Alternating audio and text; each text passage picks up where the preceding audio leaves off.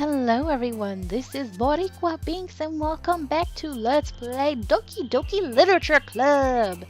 In the last episode, we were exchanging our poems and talking to everybody, and it was interesting to see Yuri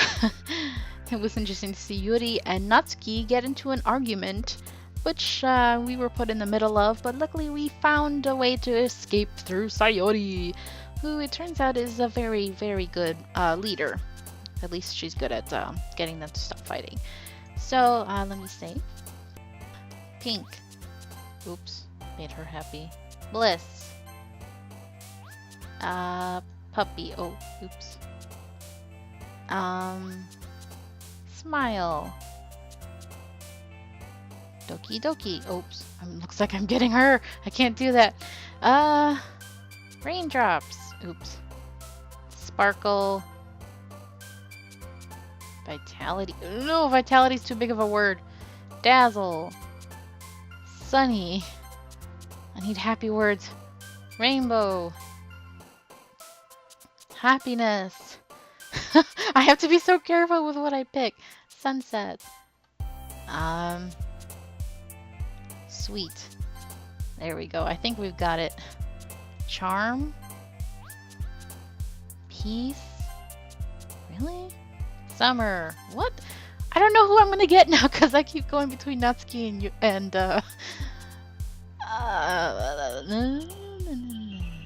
dance. Sing. Okay, I think I've got her. Heart. Okay, I've got her. I was worried. But yeah, I was getting a lot of Natsuki there. And looks like earlier I ended up with Yuri. Another day passes and it's time for the club meeting already. I've gotten a little more comfortable here over the past couple days. Entering the club room, the usual scene greets me. Hi, Binks! Yo, Sayori. Looks like you're in a good mood today. Isn't she always? I'm just still not used to you being in the club, that's all. I see. That's a pretty simple thing to get you in a good mood. But I guess it's always the simple things with you anyway. Speaking of which, I'm kinda hungry. Will you come with me to buy a snack? No thanks. That's not like you at all. I have my reasons. Why don't we take a look at your purse, Sayori? Why that all of a sudden? No reason, really. I just wanted to look at it. Uh-huh. She wanted him to buy her a snack. He's on to her. Sayori nervously retrieves her coin purse. She fumbles with the latch and gets it open. Then she turns it upside down and lets its contents spill into the desk. Only 2 small coins fall out. I knew it. I can see right through you, Sayori. That's not fair. How did you even know? It's simple. If you had enough money in the first place, you would have bought a snack before coming to the club room.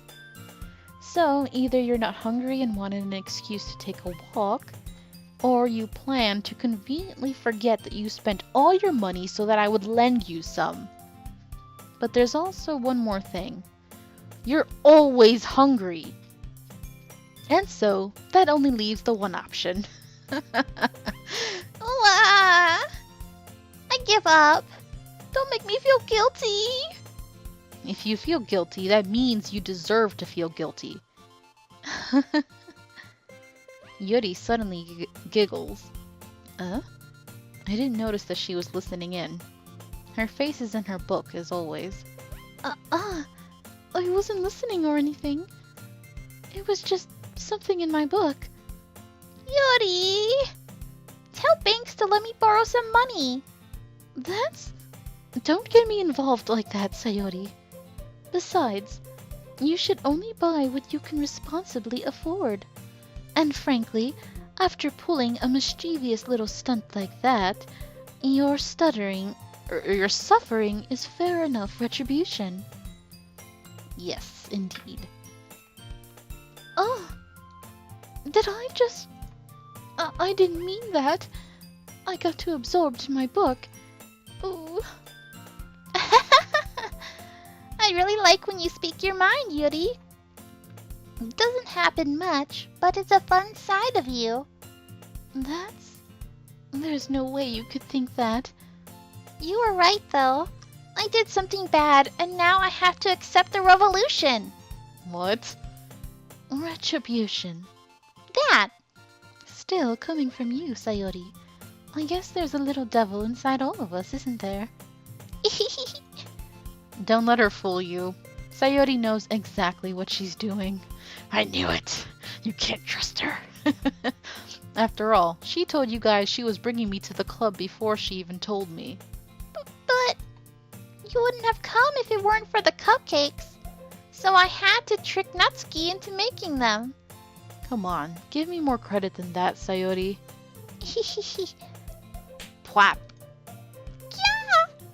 Out of nowhere, something smacks Sayori in the face and tumbles onto the desk. Ow. What was... A cookie? Sure enough, it's a giant cookie wrapped in plastic. Sayori glances around. Is this a miracle? Cookies raining from the sky! It's because I paid my restitution. Retribution. Actually, that one almost worked. I was just gonna give it to you. But then I heard you blab about the cupcakes. It was totally worth seeing your reaction, though. Natsuki, that's so nice of you. I'm so happy. Sayori hugs the cookie. Jeez, just eat it. Sayori rapidly tears open the wrapper and takes a big bite. So good. Sayori suddenly clasps her hands over her mouth. I bit my tongue. You're going through a lot over just one cookie. Natsuki takes a bite of her own cookie. Ah, yours looks really good too, Natsuki. Can I try it? Jeez. Beggars can't be choosers. But yours is chocolate. Yeah? Why do you think I gave you that one? Fine. Still, I'm really happy that you shared this one with me. Sayori gets out of her seat and goes behind Natsuki, then wraps her arms around her. Ah, jeez. I get it. Cookie still in hand, Natsuki reaches up to nudge Sayori off of her. Sayori suddenly leans down and takes a bite out of Natsuki's cookie. I knew you were up to something! Hey! Did you seriously just do that? Mouth full, Sayori trots away to safety. Oh my gosh, Sayori. Yuri and I laugh as well. Jeez, you're such a kid sometimes. Monika, can you tell Sayori... Natsuki glances around. Monika isn't in the club room. Where's Monika anyway? Good question. Have any of you heard anything about her being late today? Not me. Yeah, I haven't either. That's a bit unusual. I hope she's okay. Of course she's okay. She probably just had something to do today. She's pretty popular after all. You don't think she has a... I wouldn't be surprised. She's probably more desirable than all of us combined. That's true. Excuse me? Suddenly, the door swings open. Sorry, I'm super sorry. Ah, there you are. I didn't mean to be late. I hope you guys weren't worried or anything. Monika chose the club over her boyfriend after all. You're so strong-willed. Boyfriend? What on earth are you talking about? Monika quizzically glances at me. Never mind that. What held you up anyway?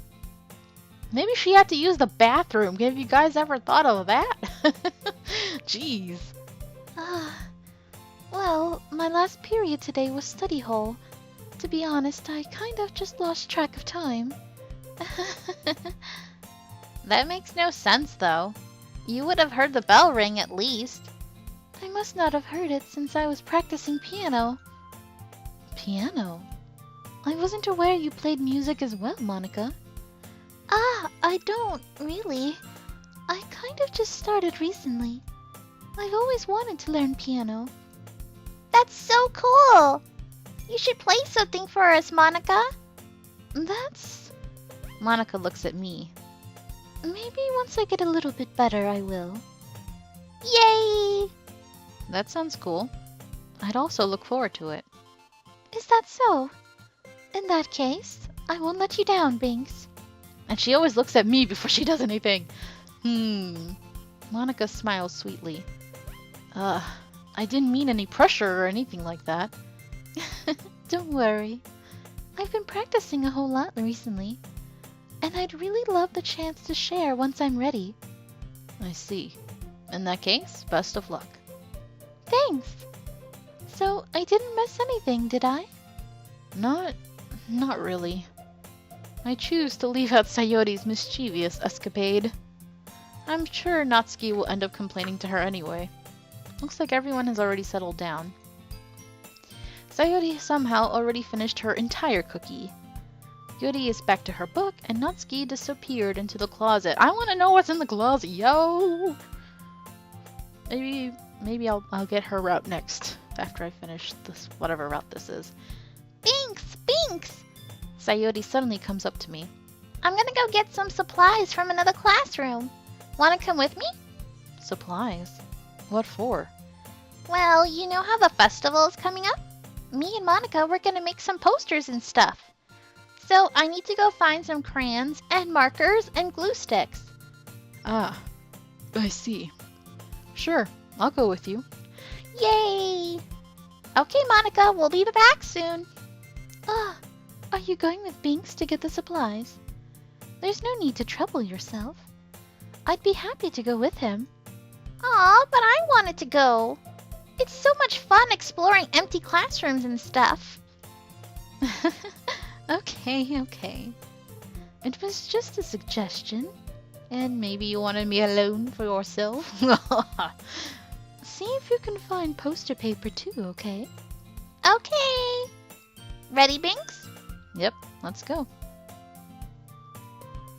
Sayori and I exit the clubroom. I follow behind as Sayori hums and skips around the hallway. Honestly, it feels like I'm taking a kid to the mall or something. Sayori finds pleasure in the simplest things sometimes. Hey, Sayori, what exactly are we doing for the festival anyway? I'm not sure how you would make an event out of literature. Me and Monika have it all planned out. Don't you worry. Is that so? Yep. We're gonna do a poetry performance. Huh. Well, that makes sense, I suppose. A performance? Of what kind?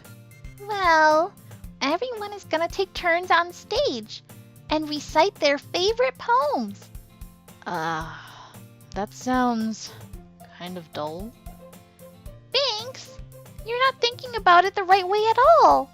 It's not just about reading poems, it's about performing them.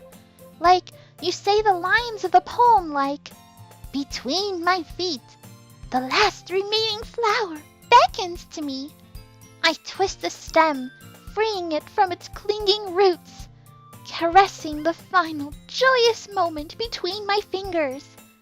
But to what ends have I summoned this joy? For now, when I look in every direction, the once prosperous field before me is but a barren wasteland." Like that. Wow, she's deeper than she seems. Sayori, how do I put this? I'm sure it's just me, but it's impossible for me to take you seriously when you talk like that. You meanie. I'm working super hard on this, you know. I know. I just meant that it's a pretty unordinary contrast to your cute self. Don't say that. It's embarrassing. But I guess that means I'm doing a good job. Yeah, I guess so. I'm so excited. The festival is going to be so much fun. Sayori spins herself around in the hallway again. Hey, Binks, This classroom over here is empty. Let's begin the mission.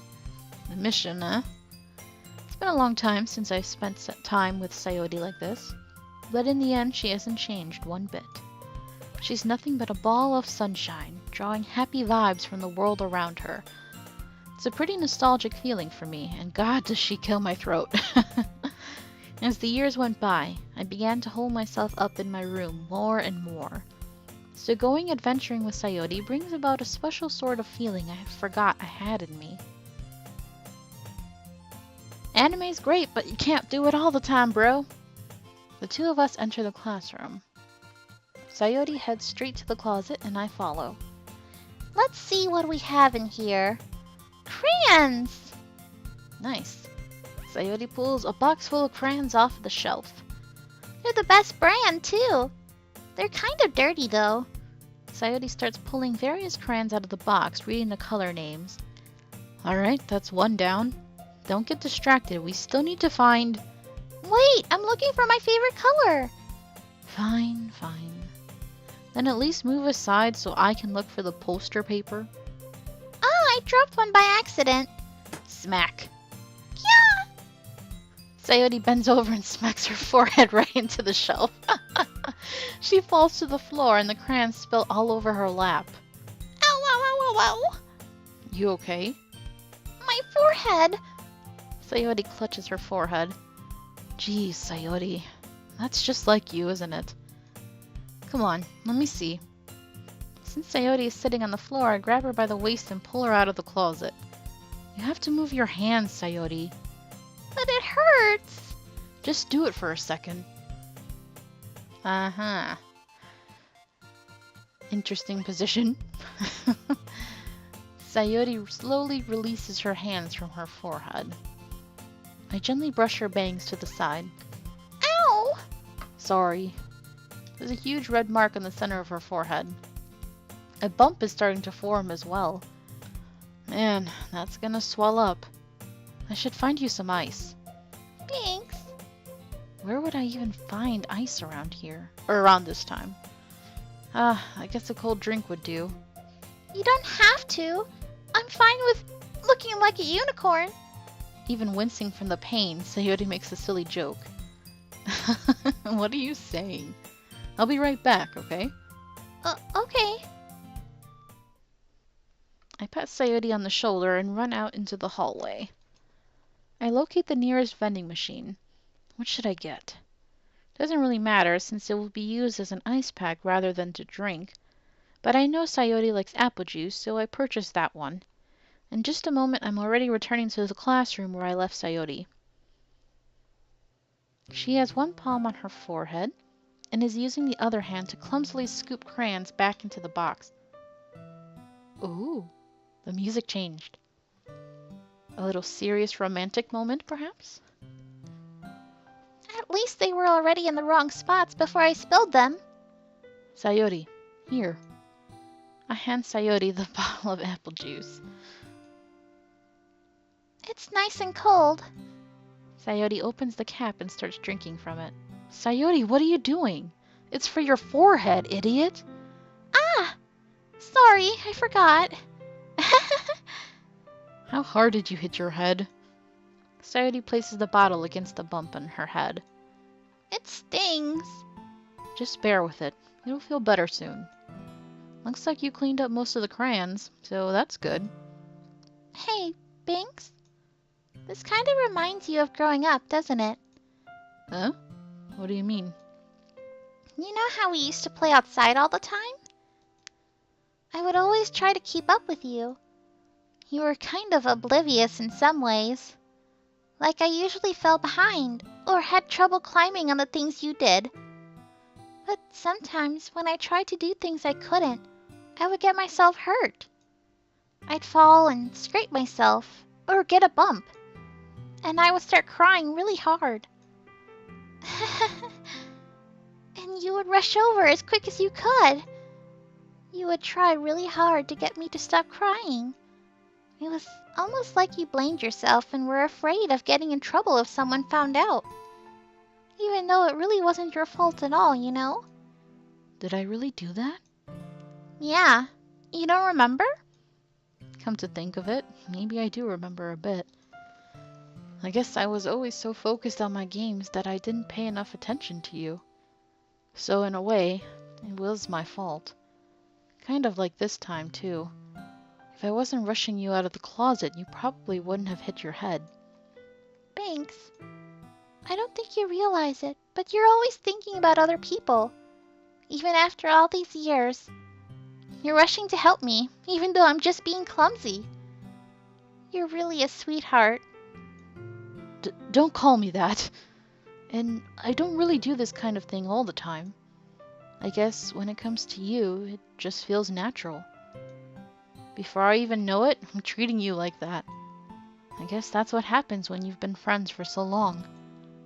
Really? Maybe you're right. Binks, I'm so glad that nothing's changed between us. Do you think it'll be like this forever?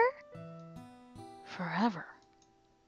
If I'm honest to myself, there's no telling where we'll end up for college or after that. So it wouldn't be fair for me to make promises. But, well, I hope so. It's been this long already, right? I can't imagine you ever changing, so my hopes are up. I'm so happy.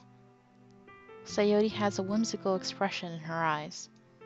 We remain silent for a moment. She's so silly and clumsy on the outside that when I see her deep in thought like this, it makes me not want to disturb her. I guess we should go back. I don't want to worry Monika, you know? Good luck with that. She's gonna see your forehead either way. Not if I hide it under my bangs. Sayori hops to her feet. Ah! She clutches her forehead again. Ooh. Don't stand up so fast after hurting yourself. Ooh. Well, I guess it's too late now. Anyway, let's go. I follow Sayori out of the classroom. Sayori plays with her bangs to try to hide the bump, but without much success. In a moment, we make it back to the classroom. Ah, you're back. Good timing. I was just about ready to start with sharing our poems. Sayori, your forehead. She's fine. Don't worry about... I was playing with the crayons and smacked my forehead into the shelf. Well, anyway, were you able to find everything we needed? Uh-huh, I have it right. Sayori frantically glances around herself. I forgot all the stuff. Calm down, Sayori. I have it all right here. I found the poster paper, too. Sounds like you ended up doing all the work, Binks. Well, Sayori... I failed to come up with an excuse for Sayori. I made it an adventure. Yeah, that. Okay. In any case, good work. I'll start working on the posters tonight. Me too. Okay, everyone. Are you ready to share your poems? Guess I should grab mine. After making sure the crayon box is closed tightly, I return to my seat. Alright, I need a break from Sayori's voice, so let's show it to Monika. Hi again, Binks. How's the writing going? Alright, I guess. I'll take that. As long as it's not going bad. I'm happy that you're applying yourself. Maybe soon you'll come up with a masterpiece. I wouldn't count on that. You never know. Want to share what you wrote for today? Sure. Here you go. I give my poem to Monika. All right. It's pretty good. It makes me think of Sayori, like the other one that you wrote. You two are like the dynamic duo. That's kind of exaggerating it. Yeah, probably. But you do spend a lot of time with her even in this club, don't you? Then again, I don't blame you for being a little shy. I'm not shy, it's just... I'm just teasing. I know it takes a bit of time to make friends with everyone. But Yuri and Natsuki are super interesting people, So don't be afraid to give them their share of time. But I'm on Sayori's path. No. Don't get me wrong, I like the other two as well. And you can talk to me every now and then, too. I'm not, like, unapproachable or anything, am I? Unfortunately, you kind of are. I don't have an option for you, except for right now when we're talking, but it's frustrating. No, it's nothing like that. I'm just still getting used to being here, that's all. Yeah, I'm sorry if I was putting pressure on you or something. I really didn't mean it like that. No, don't worry. I get what you're saying. Well, alright. But anyway, you want to read my poem now? I like the way this one turned out, so I hope you do too. Alright, let's take a look. Save me. Uh-oh. Her other one was weird too. I don't know. I'm a little concerned, Monika. Are you alright? We'll finish reading her poem and then that will be it for this episode. Okay. Save me.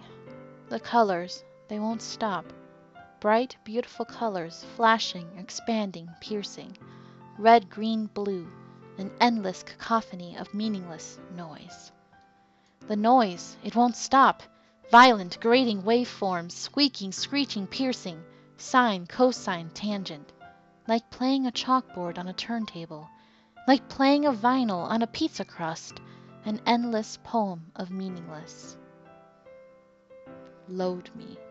Whoa, load me? What? What? It's even more abstract than your last one, huh? I guess it's just the way I write. I'm sorry if you don't like it. No, I never said that. It's just a kind of thing I've never really seen before, I guess. Yeah, that was weird. Getting weird. I kind of like playing with my space on the paper. Choosing where and how to space your words can totally change the mood of a poem. It's almost like magic. The way I wrote the lines really short makes it feel like they're trying to speak over the noise. I see. It's still hard for me to tell what it's about, though. Sometimes asking what a poem is about isn't the right question. A poem can be as abstract as a physical expression of a feeling, or a conversation with the reader. So putting it that way, not every poem is about something. Anyway, here's Monika's writing tip of the day. Sometimes you'll find yourself facing a difficult decision. When that happens, don't forget to save your game. Whoa. Breaking the fourth wall, Monika. What? First with the load me and now with saving the game? You never know when you might change your mind. Or when something unexpected may happen. Wait, is this tip even about writing? What am I even talking about? Oh my god. That's my advice for today. Thanks for listening. Well, that was strange. I'm gonna save it here. Or, no, I'll stick on this save slot for now. But if I do come to like a big decision, then I'll save in a different slot. Oh, wow, that was interesting. Anyway, I have a feeling we're, approaching interesting territory. So, excuse me, thank you guys so much for watching. I hope you're enjoying this. And until next time, have a nice day. Bye.